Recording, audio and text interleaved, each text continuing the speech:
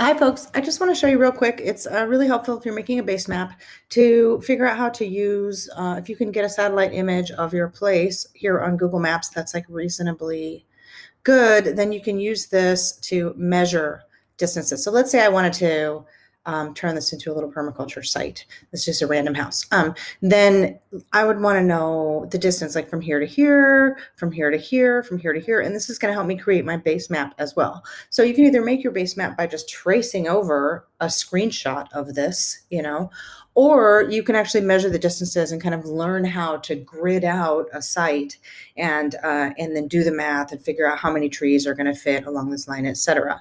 Because this could be 100 feet, this could be 20 feet. It's kind of hard to tell, right? And that's going to make a huge difference in how many plants you can get in, or maybe you want to put a little shanty here. Maybe you want to know how big this is so that you can decide if you want to build something on top of the garage, etc. So it's really, really simple. You just hover over and you do a right click.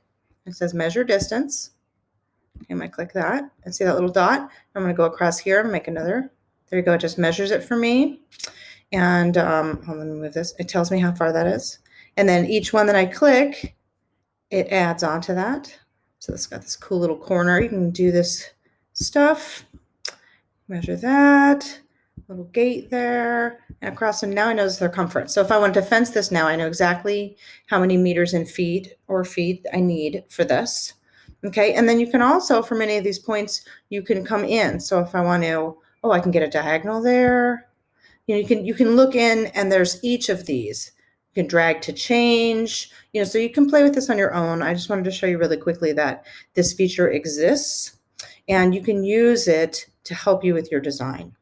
So hopefully that is helpful, and good luck.